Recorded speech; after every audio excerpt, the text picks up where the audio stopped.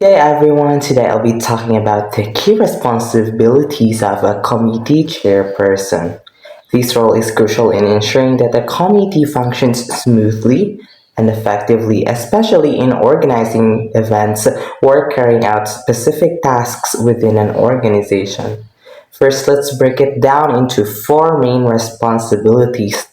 First is the leadership and coordination. As leader of the committee, the chairperson takes the lead in setting everything up. This means planning out how the committee will operate and guiding the team in the right decision. The chairperson maps out strategies and creates a roadmap to make sure everyone knows what to do and how to do it. Second is meeting and delegation. The chairperson also presides over meetings. They guide the flow of discussions, make sure that the agenda is followed, and decisions are made. One of their most important tasks is delegating work. They assign tasks and roles to each member based on their skills and availability so everyone is contributing effectively. Third one is team management, which is another big part of the job is team management because the chairperson often forms subcommittees to handle specific areas, especially on bigger events or projects. They also work with the team to estimate expenses, helping manage the budget early on and avoid overspending. And lastly, oversight and reporting. The chairperson is responsible for monitoring the committee's progress as they make sure everything is on track and done on time. They also act as a liaison to executive committee, keeping them updated and aligning with the committee's work with overall goals. And on top of that, they also coordinate with other committees to avoid overlap or confusion. And once everything is done, they submit an accomplishment report to document what the team has achieved. So, in overall, being a committee chairperson means being a leader, a planner, a communicator, and also a team player, as it is a role that requires both responsibility and trust because you're guiding a team to achieve a common goal. So the committee co-chair. Committee co-chair assists the chairman in managing internal and external committee affairs and activities, acts as chairman in their absence or incapacity, carries out additional duties assigned by the chairman, committee, or executive committee. So the committee co-chair plays a supportive leadership role by assessing the chairman in overseeing both internal and external committee affairs, stepping into fulfill the chairman's duty in their absence or incapacity on undertaking any additional responsibilities assigned by the chairman. The committee or executive committee, yeah, the committee or the executive committee. Then the committee members attend and emergency committee meetings, willingly accept and perform committee assignments with dedication and selfless service. So meanwhile, the committee members are expected to actively participate in both regular and emergency meetings and to carry out their assigned tasks with dedication, responsibility, and spirit of selfless service to support the committee's overall goals. Everyone, I'm going to explain to you all the micro uses of power. The first one is reward power. Reward power offers to provide others with something they value. So, from the word reward, you give others rewards. For example, a promotions, a leave, or other anything else that they've seen it as a valuable thing. One is coercive power. It is destructive, negative, and unconditional, and therefore different than discipline. For example, if you don't win, you're fired. So it's more like a threat, injury, or abuse to another. So if this power is meant for like a bossy type or someone who has superiority conflicts. Is legitimate power or authority power is gained through the position one holds. So it comes from a position you hold and the authority you have as a leader or something else.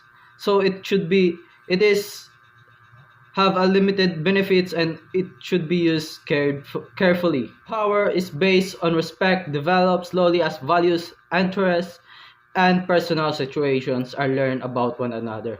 So it's like admiration, have respect to you, and that's the kind of power referent power is. Power comes from superior knowledge, and while valuable to an organization, it has advantage to the individual only when the expertise is actually needed. So the expert power is having more knowledge and skills than the others. Information power. Information power is derived from intelligence, amounts of data, and the accuracy of the information between about matter at the hand or organization.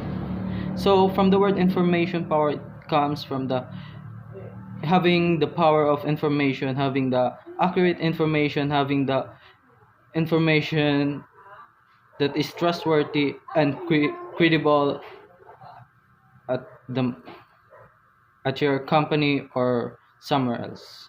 This one is group power. Relates to the power emanating from group dynamics and group synergy, which can be very powerful indeed and therefore must also be appropriately used to it doesn't emerge into group think.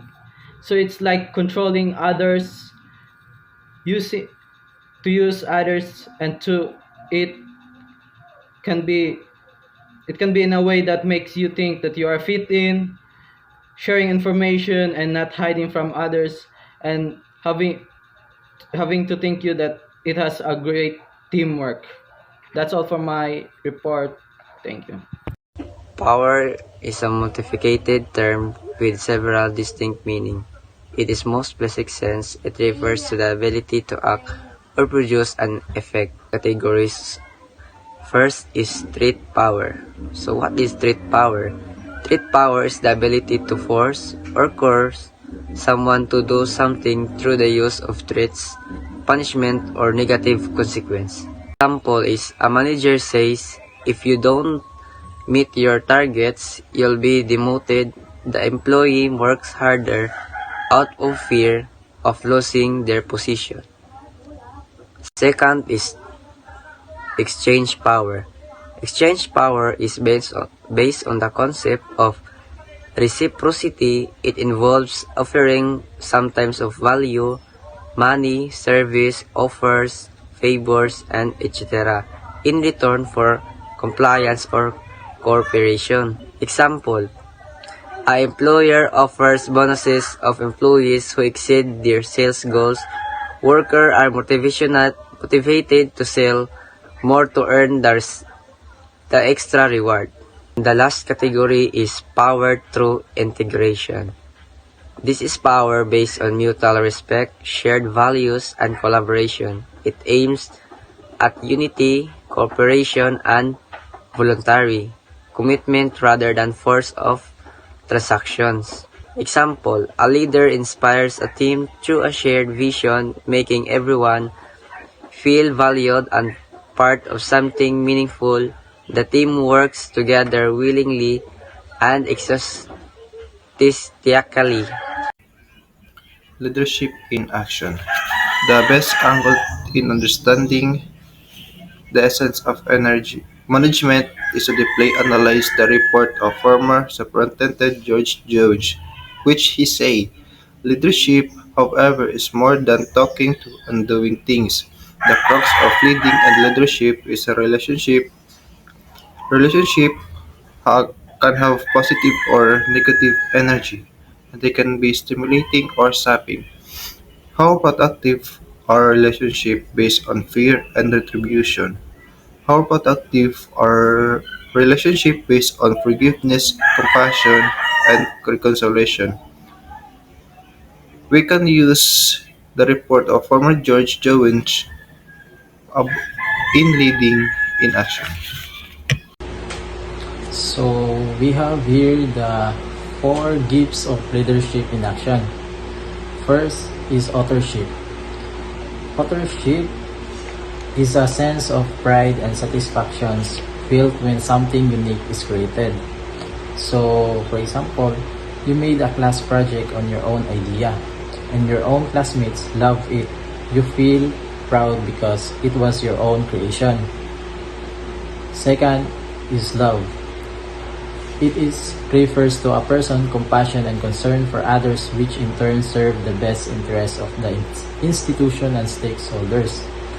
So for example, you saw a classmate who was sad and shared your snacks to cheer them up. So third is a power. Power, it is the capacity to make a difference and create an impact. So something like you are doing a good change of them. Then last is significance. Significance refers to the dual aspects of importance and meaningfulness. So for example, you are doing something important that makes a difference. That's all. And today I'll be discussing about the qualities and skills required for leadership. My name is Nico Vicente Elarbas, and today I'll be the first reporter for this topic. The first quality is visibility. No? Visibility. Now, visibility refers to being well known or recognized, helps build your reputation as a leader, right? This can happen by being chosen for a public role or receiving awards from respected organizations. Like for example, a coach is chosen as Coach of the Year. In the district, he is already known, or now more people know and respect him as a leader because he's already visible to the people, to the community as the Coach of the Year. So the next one will be whom you know, or in other words, connections. So this refers about having influential friends or supporters that can help your career. So when respected people speak highly of you, it boosts your chances of being chosen for leadership roles. Like for example, a school principal recommends a teacher for a leadership position. Why? Because the principal is well respected. The teacher is more likely to get the job. Gets ninyo? Since ang principal na nag-recommend atong nga teacher is very respected, so ang tao nga yung recommend silbi makaingon yun ta nga maayo yun siya nga klase sa pagkatao, or maybe she possesses skills that really requires to be a leader as a leader. Naa siya skills nga makaingon ka nga pwede gid siya mahimong leader. Kaya ang nag-recommend niya mismo, which is ang principal, has a very good background, or let's say known siya, respetado, taas ang pangantaw niya sa mga tao. So it can really boost your image as well. Okay, which will be the next quality. The third quality will be image. As you can see, image. Now, image is the way you look and present yourself. And you know, guys, it really matters. Matter jud siya. A leader in physical education or athletics should be fit. Agree ba mo ini, guys?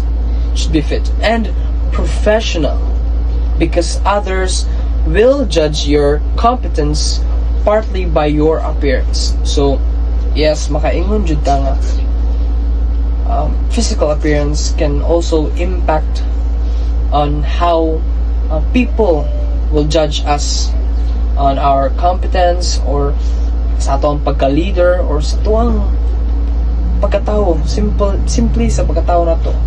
So the way we look, the way we dress, especially the way we behave or our gestures will reflect on how people will like si panglantaw sa tuwa, di ba?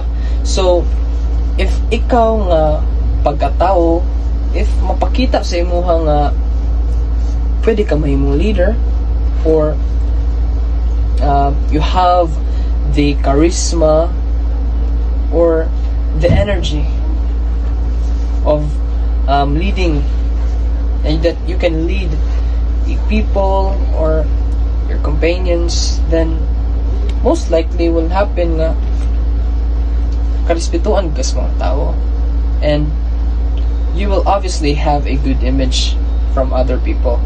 So that will be image. So para mas makuha ninyo, tagata mo example. So example is an athletic director always dresses neatly, okay, stays in shape and speaks professionally.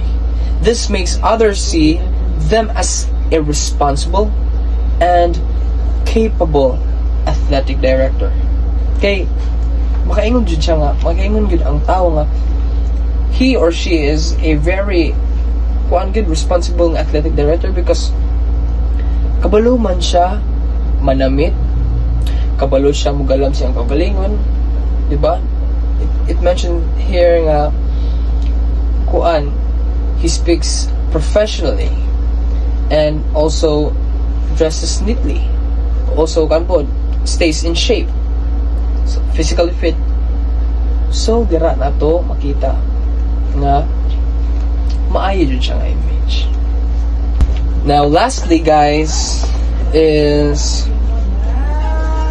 enthusiasm.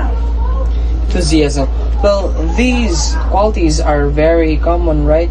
We've already encountered it, but I know nga naagid sila ilahang particular meaning or definition, and I hope nga nasabtan yun mo. Now for the last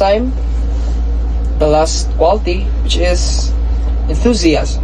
Now, a strong leader shows energy, passion, and a positive attitude. Even when you're told not to take on extra work, showing eagerness to help makes you stand out as a motivated and reliable person. Now, this, di naman ko kailangan di mo explain ani, since I know nga kabalusan mo guys, but for you to easily understand ani, then I will give you an example lang. So a PE teacher volunteers to organize school sports day even though it's extra work. Their energy and positive attitude impress the school leaders. Gets ninyo? So, ang pagka-enthusiastic sa usa ka PE teacher is nahimo siyang helpful because ni-volunteer pagod siya nga mo help para sa sports day even though nga extra work na kali na, diba? Sa extra kahago na, but the eagerness, like ang iyag yung will nga ganahan siya mutabang, that makes him enthusiastic. The energy, okay? The energy, the positive attitude that a one individual possesses. Ang enthusiasm. So that would be on my part. The other qualities will be reported continuously by my partner in this topic. Thank you. Good day, everyone. I'm Mark Abahon. And I am Clark John A. Bartoses. So today we will talk about the qualities of an effective leader. A leader is someone who guides and supports a group to reach a goal. But To be truly effective, a leader must have certain qualities, so let us share the most important ones. Okay, so first one is a good leader is responsible. They do their duties well and take ownership of their actions. If something goes wrong, they don't blame others. They fix the problem. Yes. So second, a leader must be honest. People trust leaders who tell the truth and do what is right even if it's hard. Yes, so the third one, guys, is communication is key. A good leader knows how to listen and speak clearly.